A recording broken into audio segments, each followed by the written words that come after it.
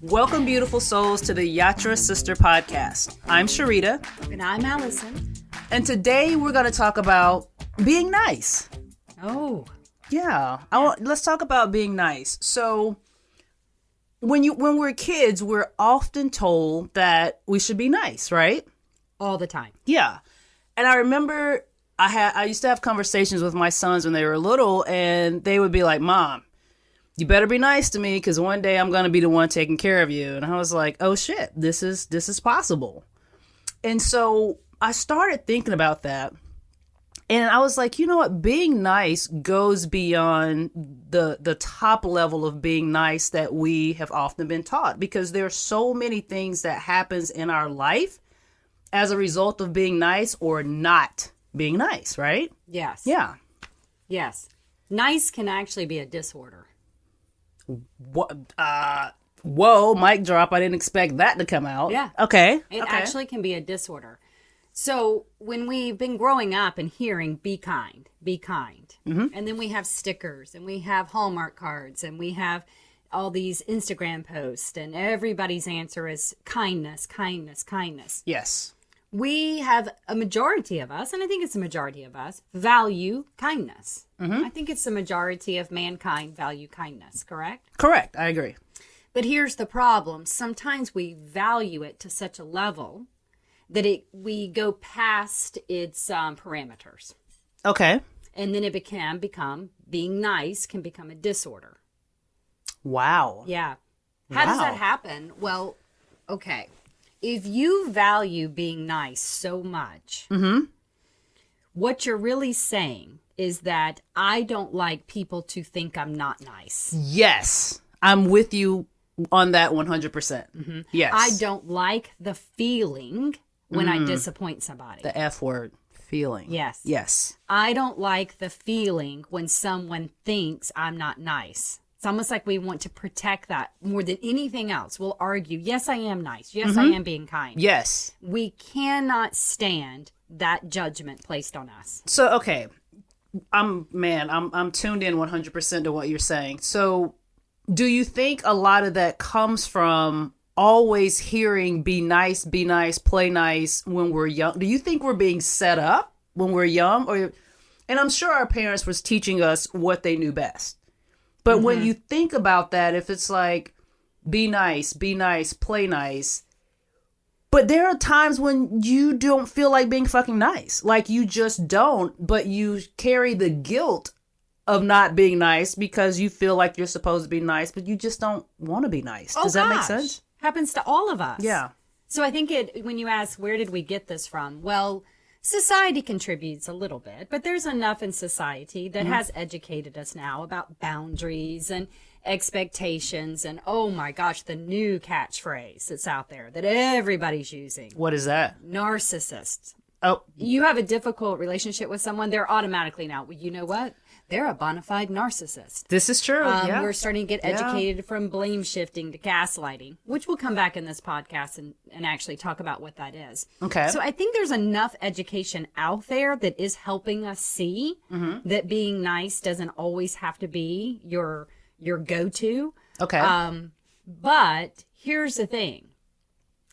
It happens from conditioning, not necessarily information. You can be told, I could sit here right now with you and say, Sharita, this coffee cup is actually a motorcycle. Okay? Yeah. And I could tell you that. Mm-hmm. But because you were conditioned for a long period of your life that it's actually a coffee cup, you'll go, whatever, Allison, we can call it a motorcycle. Right. Now, Correct. when you were younger, if I told you this was a motorcycle mm-hmm. for 4 or 5 years, then you went to school and everybody else told you it was a coffee cup, guess what? Yeah. You will always think of this coffee cup as a motorcycle. Absolutely. Yeah. So our kindness is not necessarily a statement that was said to us. Okay. It happened through a conditioning series. Oh, conditioning. That we need to do a podcast on that by itself. Oh, yeah. That has truly messed up a lot of us. Yes. In life. I would say 50% of me is effed up conditioning. 100%. Yep. 100%. I tell people all the time, Yeah. growing up in an environment that was dysfunctional, Yeah. I have to kick sometimes twice as harder to remind myself to not say 2 + 2 = 6. I was taught so many things wrong. Yeah. I know now as an adult 2 + 2 is 4. Right. But I can get myself in a situation and there's triggers or I'm repeating a stressful situation and my go-to is 2 + 2 = 6. Because I was of conditioning. conditioned. Yeah. Oh, I can't. Okay. So that right there is going to take, I don't know, it might be a 3-part series on conditioning. It's so important. Yeah. It's so important. So we're definitely going to have to come back and do a podcast on that by itself. Yes. Yeah. So I think a lot of us were conditioned by one or two things. You were conditioned by healthy parents that taught you healthy lessons about kindness.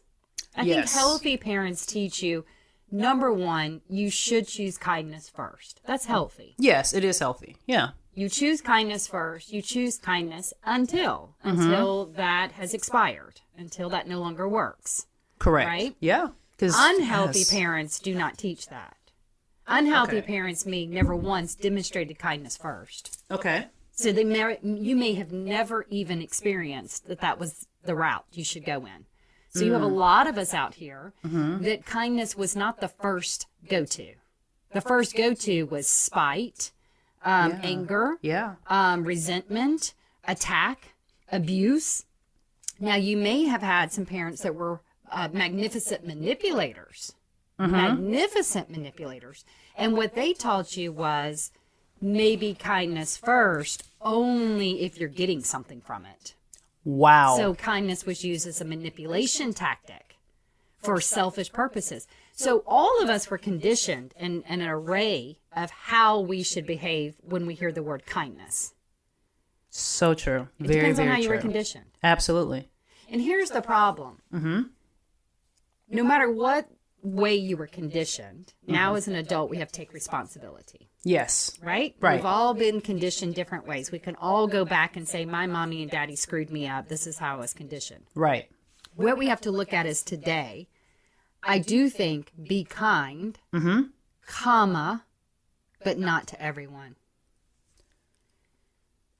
Okay, I'm going to just pause on that for just a second. Yeah. Because the second part of what you just said is a game changer for me.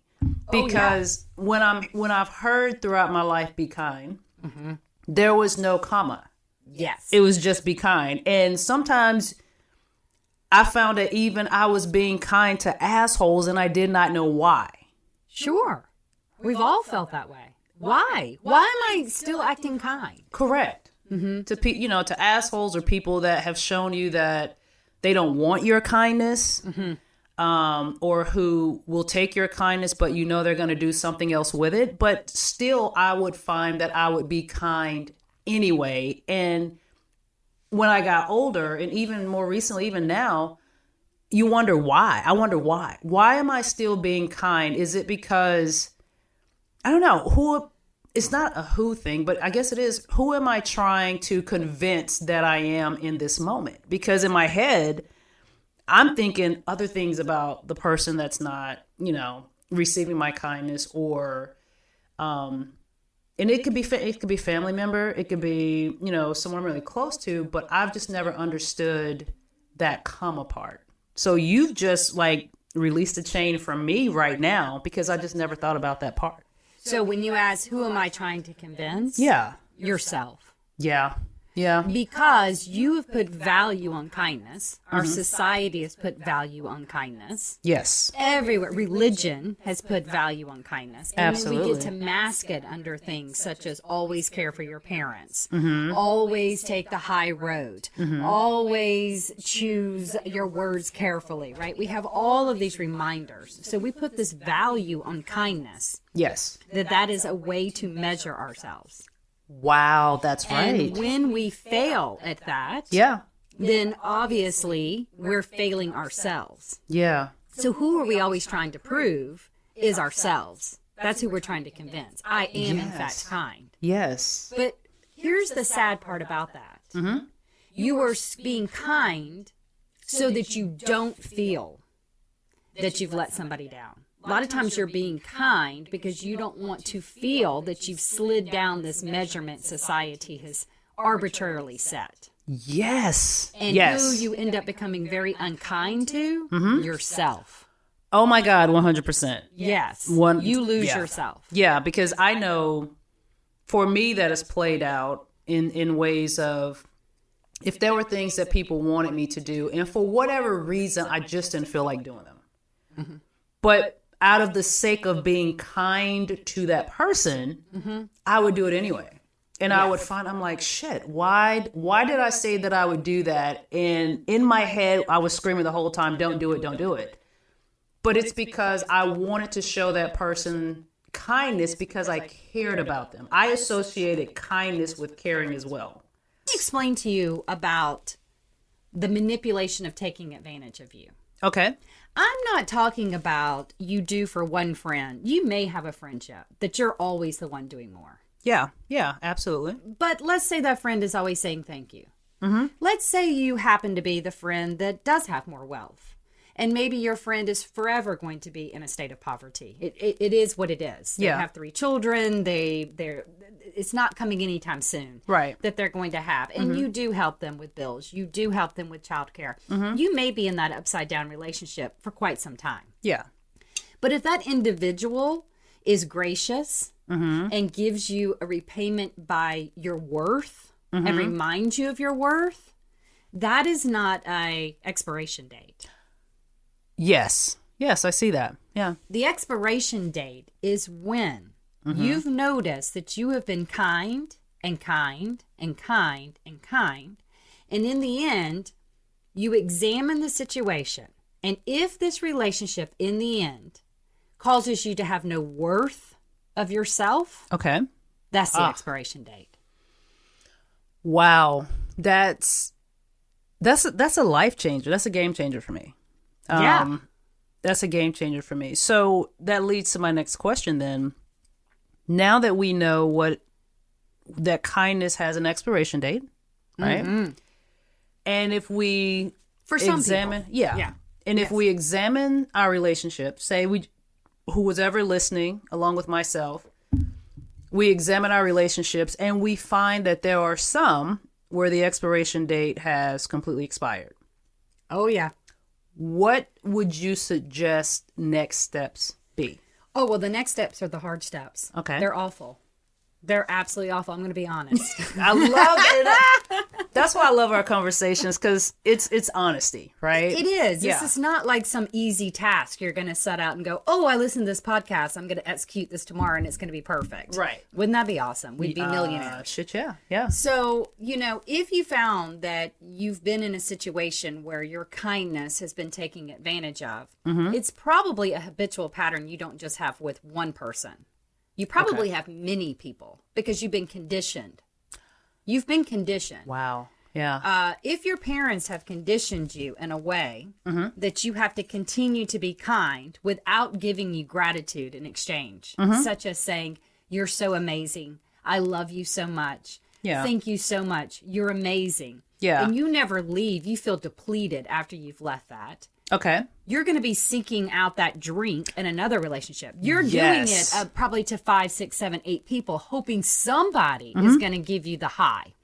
100%. So when you decide and you identify the self in yourself, opposed to blaming all these people that have been taking from you, and you go, oh, shit. Yeah. I'm a person that's been doing this a lot because I'm waiting for somebody to give me worth.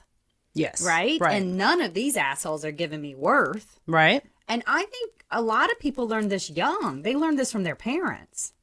Wow. They learn this from their parents. Yeah. So you can become a 50-year-old child still trying to get your parent to say, you're amazing.